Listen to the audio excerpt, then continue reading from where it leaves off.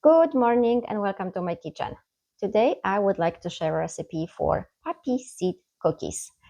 Poppy seeds were a big part of my childhood memories. Lots of those red flowers on meadows when I was running around with other children just playing for fun. And we also have lots of cakes with poppy seeds. So this brings some childhood memories. Very easy, quick, and only few ingredients. On the end, you can either melt some chocolate and dip those cookies in that chocolate, or you can dip those cookies in sugar before baking, or just leave them the way they are. Poppy seed cookies today. Welcome to my kitchen, and thank you for watching. For those cookies today, I will need about 2 cups of all-purpose flour with a pinch of salt, which should be around 260 grams. 200 grams of softened butter, which is 1 whole stick and 7 tablespoons. Almost half a cup of poppy seeds, which is about 80 grams. Vanilla pudding, 1 egg and 2 egg yolks, 1 tablespoon of orange zest, and 1 cup of powdered sugar, which should be around 110 grams. And all you do is mix it all together. First, I would start with the dry ingredients, so flour with pinch of salt, poppy seeds, sugar, that vanilla pudding. I have the Polish version, but from here you can get anything. The one I have is about 40 grams, and it's the potato starch that I need from here. And now the orange zest.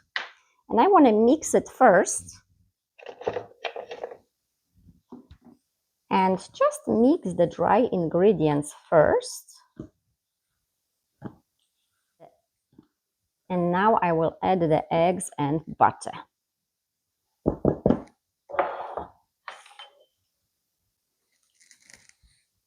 And again, butter should be very soft.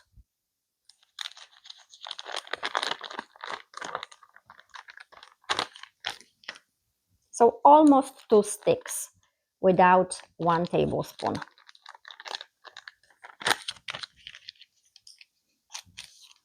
Okay, and now I'll just work with my hands to mix it all together.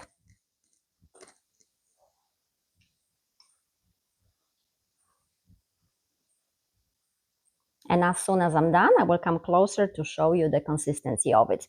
Also, at this time, I can preheat my oven to 350 degrees.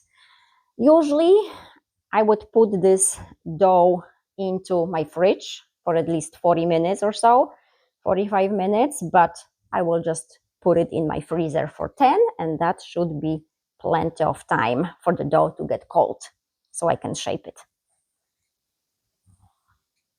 Okay, once mixed, it will be gooey. It will stick to your hands. That's why I want to put it in the fridge for at least 45 minutes, or I'm cheating today, and I will put it in the freezer for about 10 minutes. And that will make it easier for me to shape the cookies when the dough is cold. Once this dough is cold, I like to weigh it about 35 grams for each cookie. Having the cookies the same weight, the same size, helps to ensure that they will bake evenly. Because if you have bigger and smaller, then some of them might be overbaked and some might be underbaked.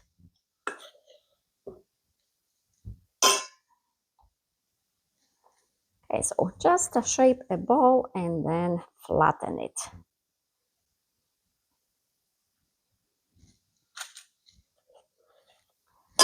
That orange zest gives the right kick to it.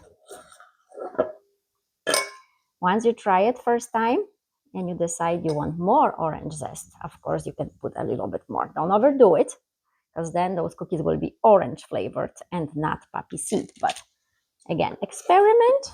You can always adjust a little bit. And also level of sweetness. I don't like my cookies to be overly sweet. So I would say my cookies typically are a little bit less sweet than the cookies you can buy in general grocery store. So if you want to put a little bit more sugar, of course you can do that. Out of this recipe, you should have approximately 22 cookies. And if you don't want to make all of them the same day, then you can either put it in the fridge for 3 days and then bake them, or you can freeze the dough and bake it another time. And that's what I did. I left a little bit of that dough for another time to bake. Because if my kids see all those cookies, they want to eat it all at once. And of course, there has to be a limit, especially with my baking all the time. They have too much sweets.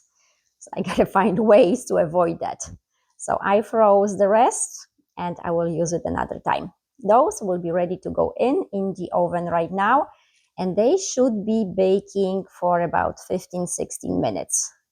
Set your timer a couple minutes before that time just to check on them. If you see them browning too fast, then shorten the amount of time baking.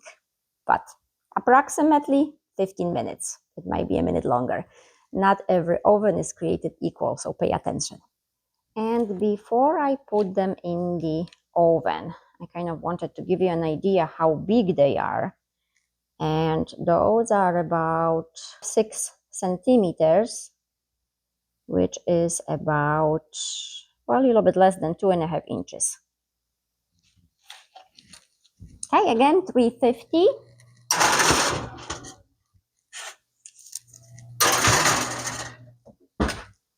And I will set my timer for 14 just to check on them. Okay, those are ready. And for me, it was exactly 60 minutes.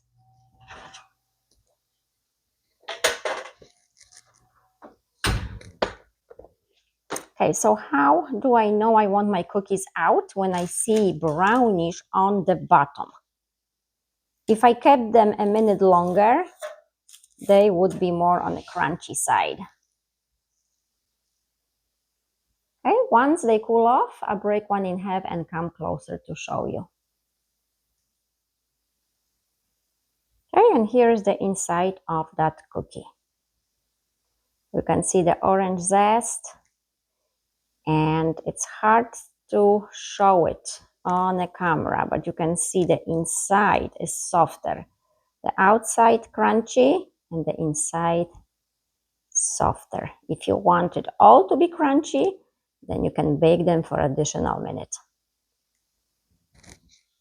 And on the end, again, you can decorate it however you want it or leave them the way they are.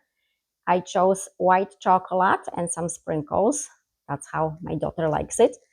And for my son, I have dark chocolate with different kind of sprinkles. You can also do some icing. And what I use today, simple almond bark, white chocolate, so you don't need to add anything to it. You just mix it on slow until it melts. If you want to use the chocolate that you have, that you eat on regular basis, then you would need to melt it with either some butter or half and half or heavy whipping cream. But yeah, just play with it and decorate it however you want. Those are great for any day of the week. Enjoy it. Thank you for watching. Okay, one.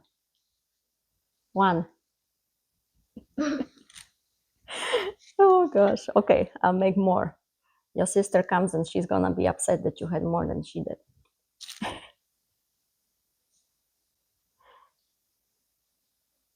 And of course, they disappear really quickly. One at a time. Okay, next one will be a dessert after dinner. Thank you for watching, guys. I hope you're going to enjoy them.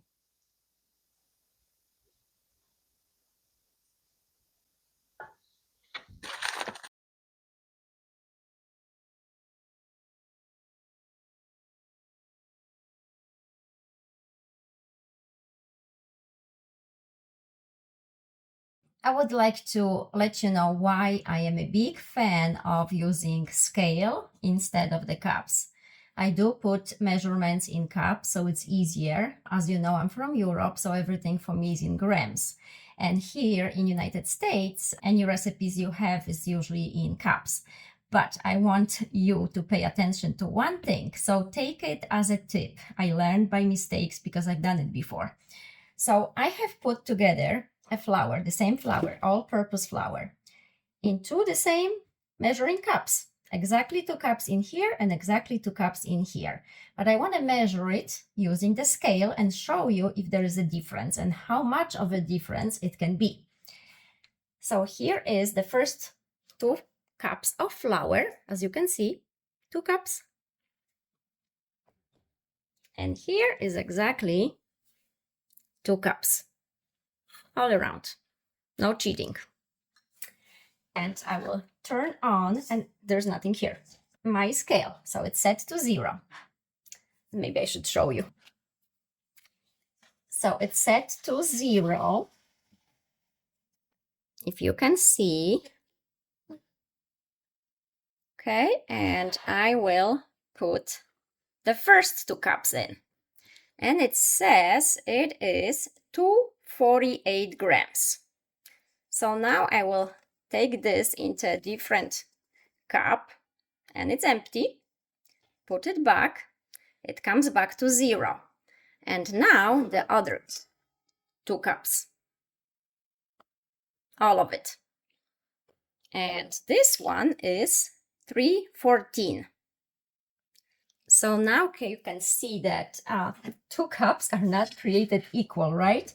They do not measure on a scale the same. So why is that? Well, it's all about handling the flour.